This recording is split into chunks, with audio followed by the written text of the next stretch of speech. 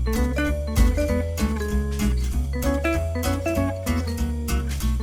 there, my name is Tracy Martins, and I want to thank you for joining me for another episode of YQG and Bloom here at Wolf and Rebel on Seminole and Drouillard in Windsor. And I have with me Josie, Elysia. Yeah, you got it right. I know it's very unique. And she is a content creator, she's a creator, she's a teacher. You do a little bit of everything. I do. I just kind of dabble in everything, wherever my passions kind of like, whenever they flare up really, I just kind of indulge them and I follow them, and that's why I do a little bit of everything.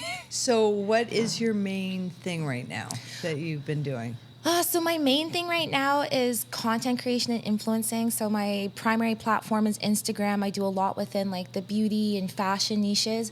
And then as my actual like full-time job, my real job, I do teaching at St. Clair College in the PR and the journalism program, primarily focused on social media as well. They really go hand in hand, which is nice because I can take the content I'm creating and then use it to influence my lesson planning and like to help showcase different things I'm trying to teach my students and things like that. And then it's nice because then I can kind of take things that my students are also helping me with, like they're younger than me, right? So they keep me informed about what's going on, different trends, and I can use that in my own content as well. Although you don't look old enough to be a teacher, I'm sorry. Thank you. I don't know if that's good skin, good makeup, but whatever it is, it's wonderful. Yeah.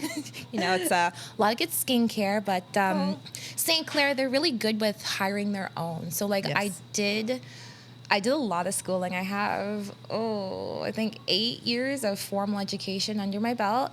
And, not to knock university or anything like that, but college is really what gets you jobs nowadays. Like one of your students, Dale. Yeah. He's out all over the place, and he's doing a fabulous job. He does so much. He's a star. He really is, and he's got a passion for it. Do all your students have that passion? Going into that field? Yeah, it's hit and miss. Like you see people who kind of go into it not really knowing if they're going to like it or not, and sometimes you see those ones flourish because they discover like the aspects of the program that they really do like. Because there's a lot of different things within like journalism and PR that we teach. Like there's film, there's the social media aspect, there's your traditional kind of reporting, your freelancing. Like there's a lot that you can do within the programs, and sometimes they find something that really resonates with them. Sometimes not so much. And, we lose them and they go elsewhere and they hopefully find different programs that, better jive with them. But they tend to learn that within the first, say, like month, maybe month or two. And it's for the best, you don't want someone who's there who doesn't really want to be there, because then they're not putting in the effort. You're trying to have them put in the effort. So it's like pulling teeth. And it's like, is it really worth it? No, it's not worth it for anyone. No. The journalism, the social media, the PR, that program has so many different aspects now, where before it was just journalism, or you do TV, and it was just very niche and narrow, and there's so many different areas that they can branch out to now. It's a really good program. Oh, it's so cool. And they revamped the journalism program as of this year. So they really changed it to incorporate a lot more social media. So before, like we were doing like these very small, like 1 hour classes. Now they get like this huge 3 hour class. So like I get to spend so much more time with them and like get just so much more in depth, which, it's good because pretty much every job you have to have some sort of knowledge with social media. Like every company wants some sort of social media or marketing or communications, right? It's the only way to get it out there anymore. Yeah. Get your voice heard. 100%. Because we have our traditional forms, radio, television, all that stuff, but it's expensive. Social media, it's a free, organic way to get your voice heard. You just need somebody who knows what they're doing, and you want those people to be trained. Exactly. Yeah. Now you are a content creator and influencer, and you said that was makeup based, or so I do a lot within the beauty and the fashion niches. It's interesting because I didn't really set out to do that, but It kind of happened during COVID. So I was working in corporate communications. I had like a great job, and then COVID happened, and I lost my job, and I was like, oh, what am I gonna do? So I started doing live streaming, which was pretty new to me. I wasn't too familiar with it, but I was stuck at home. I liked talking to people, like I like being social, and so that gave me that social aspect, and it also offered me some sort of wage, because there was like a base pay. What I didn't like about it was there's so many creeps, there's so many creepy people online, and Yes. when you are live streaming, people will like gift you. Like, it's very similar to like how the TikTok gifting type things work, or if you're watching a Twitch streamer, you can gift them. It's like that, but it was like a different app. When I was on there, I was like playing my guitar and having people request songs. So if you wanted to request a song, you'd have to gift. Yeah, a lot of people were doing those things. Yeah, because it's like, I have a talent. Let me use this talent. I can make some money at home, you know? Why not? Or I do like little makeup tutorials, teach people things and whatever. So I would do the two things. But then as more and more people kind of came onto the app, they started to do more for less and more for less, and then more skin for less. And I'm like, I don't really want to do any of that. Like, not really my cup of tea. Like, this stuff is forever. Yeah, if my face has got to be in it, I'm not doing it. Exactly. Yeah. I already had to do my makeup every day to like go just live on camera, because you want to look your best, whatever. So I got in the habit of doing my makeup and taking pictures and putting out little promo flyers on like Instagram, Facebook, like, oh, come watch my live stream. And so after I stopped, I was like, you know what? I still kind of like makeup. Like, I have so much makeup now. Like, why don't I just keep doing my makeup? And so I did. And that's just kind of how my Instagram started, was just me doing my makeup, not very well, mind you. Hey, you learned. Yeah, I did learn. I learned fast. But I go back and I look at the old videos sometimes, and I'm like, wow, like, I thought that looked good. And people are like, oh, yeah, girl, you look great. I'm like, you're lying. Stop lying to me. You're talking makeup, and I'm remembering I forgot to put on my lipstick today. Gotta have a little extra, because you start losing that pigmentation as you get older. Oh, you're telling me. I'm like, oh, you just gotta lift the skin up. Like, I know. I'm starting to think about buying that tape. I've seen the tape. I'm like, is that real, or is that like a filter? Like, you know what? It's funny, because like, people talk about the filters and like how they make them feel bad, right? Because you put on the filter, you're like, oh yeah, I look amazing. You take it off, you're like, yikes. And it's interesting, because I've definitely fallen into that trap where like I always want to use filters, and then I'm like, oh, I don't like my face anymore. But what I've learned is I can use a filter and then learn to do my makeup like that filter. That is a great idea. Yeah. And so like my go-to everyday sort of makeup look now is based on a filter that I really liked on TikTok. And since I've been like doing my makeup that way, people are always like, oh, wow, like, I really like your makeup. I really like your makeup. And I'm like, it's just this TikTok filter I was copying. Well, but that's how the trends change. Because like you said, I took aesthetics program, we're talking probably about 25 years ago. Yeah. And I got the full makeup, the whole bit. And the makeup today has changed so much from then. Like, we didn't have all the highlighting and the contouring and that. We had the purple stick to get rid of red marks. You had the yellow, the green stick to get rid of your dark. Yeah, that's all we had. We didn't have this contour, the highlights, and these brown and white streaks all over the place. I want to learn how to use it. It's very complicated. I want a Kim Kardashian this face. Like, I never even thought of using it, using one of those filters to attempt it. Because, I mean, it's one thing to watch someone else do their makeup and, like, be like, okay, like, this is how you get the look. Because then you copy it. And it's like, okay, well, it doesn't look the same because your face isn't the same, right? Like, the contours are different. The structure is different. But these filters now, they're like made with like AI and stuff. So like it maps onto your face the way it should look for your face. So if you just copy it, it's going to look great every time.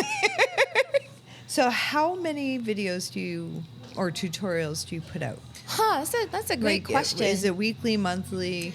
I am a overachiever, I guess, let's say.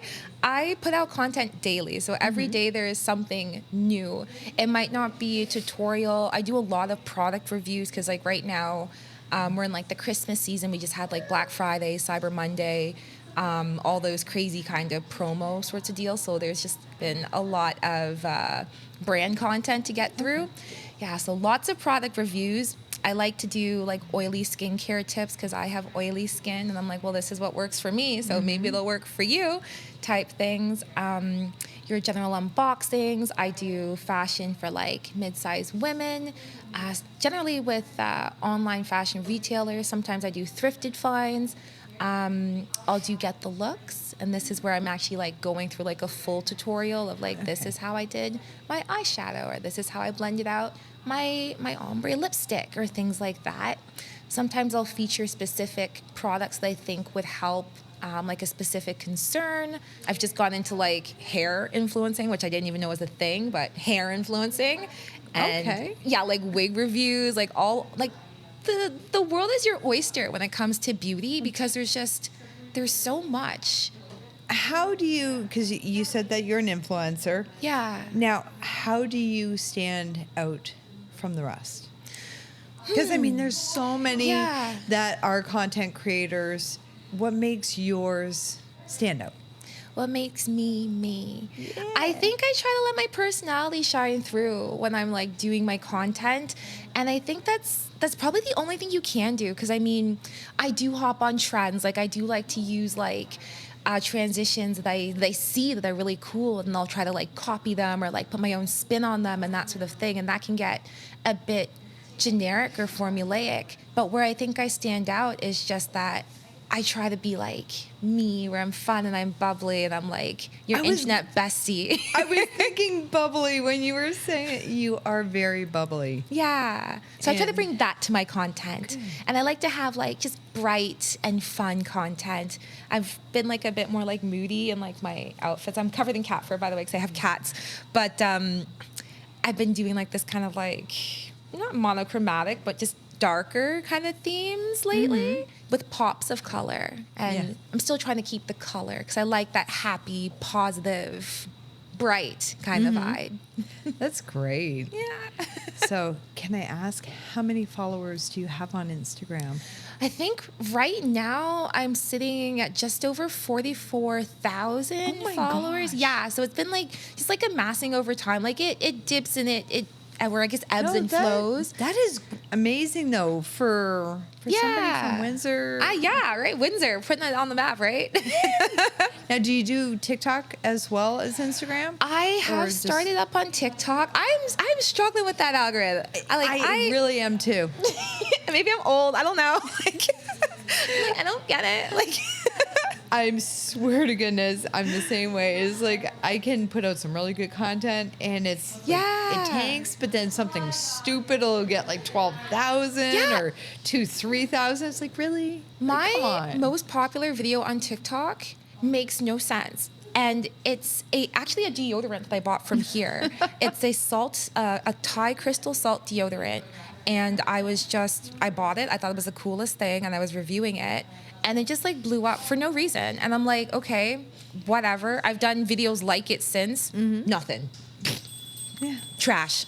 And I'm like, all right, well, I don't really understand this, but it's fine. Yeah, I don't understand TikTok either, because I've had it where they've said if you put out longer content, then you're going to get more followers. Yeah. So then you put out longer content, then they're going, well, shorter is better. Yeah. And I'm finding that other than that one video, I did one video right before a podcast where a gentleman had an absinthe bar in his house. Oh. So I basically just took my phone, and he was making me an absinthe, and I had him describe it, and it got like 12.6 thousand views. Isn't that interesting? But then other ones that I've tried haven't worked as well, but it seems the ones that work the best on TikTok for me are just pictures set to music, and I'll get a ton. It's like, okay. I was in Port Stanley in the summer for a day trip. I was like, people went nuts for it. And I'm like, Yeah, "Oh, whatever. It's hard to like figure it out. Yeah. So I prefer Instagram where I know. Yeah, I'm like, okay, these are my people. This is what they like. They always respond to it. I'm gonna keep at it. Yeah. Even YouTube Shorts, I've posted a bit over there, and sometimes I'll get like a bunch of views, a bunch of likes, and other times it's like, oh, here's like 10 views. I know. I put out literally 2 almost identical shorts, but obviously different people, and one got a few hundred, which was great, and the other got like 11. Right? No rhyme or reason. Same hashtags, same everything. And so I'm going to stick with big YouTube and the podcasts and Instagram, and Yeah. I'm going to start watching you a little bit more to learn how to thank you. Yeah. look a heck of a lot better, that's for sure. You look nice. Don't make anybody vomit. That's, oh my gosh. Finish that milkshake, then we'll talk.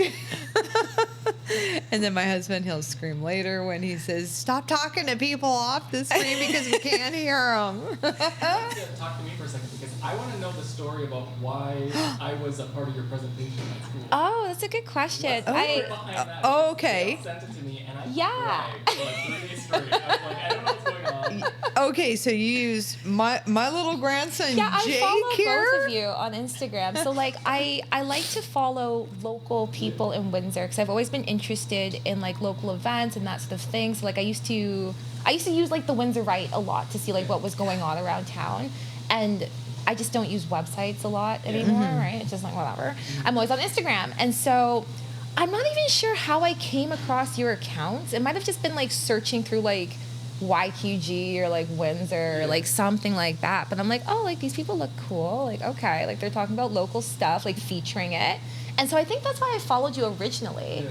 And throughout my classes, I will use you local people generally as examples for like content creators, and like, oh, like this is what you could do, like this is people who are doing things well, sorry. And, like these are things that are being done well, and like showcasing that as like potentials, or even like people that you could like potentially talk to for like interviews and that kind of thing. But yeah, so I think that's why that came up. It was one of those moments I told Dale, I said, it kind of put into perspective for me, like what I'm actually doing kind of is out there and makes a difference and people watch it. Oh yeah, 100%. Before that, like I was just making fun videos and like kind of like screwing around with stuff, and I never even wanted an Instagram. Yeah. And it was like, oh, here's someone teaching it in school about how to do a collaboration with, people. And I'm like, oh, so people are actually paying attention. 100%. Like the moment in my head that it clicked, I was like, oh, I'm onto something, or like, you know what I mean? Yeah. It's just that moment for me. And he would never put his face on Instagram. He didn't want it on there until we went to a market, and it was just a stupid random thing. And for some reason, it finally went, and now we can't get him off. We can't get him off Instagram. Well, I love it. It's just like a fun creative outlet, because I'm so busy with work all the time that it's like, I don't know, it's just fun. And supporting local is something I've always done, like during the pandemic. Okay. Like, I commission local artists to do random stuff all the time, and just that's sweet. That was like my pandemic project. It was just kind of like supporting people when everything was closed and that type of thing. My friend was like, why don't you just post it on Instagram? Yeah. So that's what I started doing, and I was like, okay, well, I'm doing it anyway, so I might as well just, But then when I saw your post, I lost it. No, I think so much good was born out of that pandemic, because it just really made people like go back to like their passions, right? And no, I think like highlighting things around Windsor, it's so important. And like you would be surprised how many people come out of the Mediaplex and they're like, well, what do I do now? Like, how do I make money? Right? And it's like, well, you can freelance, and you can freelance by, collaborating with businesses, because a lot of businesses don't have the means or the funds to have like a dedicated social media department or marketing department, but maybe you have like one-off projects, right? And so showcasing someone like you, it's like, okay, well, look at what he's doing. Maybe you could do something like that. Maybe you could work with him even, right? So it's just like giving them like ideas, because like I like what you do. I think it's very cool. I try my best sometimes. Yeah, no, I like it. I think it's very fun. I mean, every day I kind of learn something new in terms of, what it is I like and what I'm going to do next. And I realize that if I'm going to work, which I have to, I'm not, privileged enough to not work. But if I'm going to work, I want to enjoy the work that I'm doing. Mm-hmm. And so I teach, I create content, I dabble in music, but, I don't make money off music. I just do it because I like it. And if maybe one day it turns into like a pursuit that actually pays, then like, cool, that's amazing, right? But I just find that if I can follow my passions and grow them, then maybe money will follow. That's all any of us can hope for. But as long as we are doing what makes us happy, that's all that matters. Yeah. Thank you so much for joining me today. I really appreciate it. Well, thank you for having me. Thank you. And again, my name is Tracy. Thank you so much for joining me at Wolf and Rebel for another episode of YQG and Bloom. Have a good one.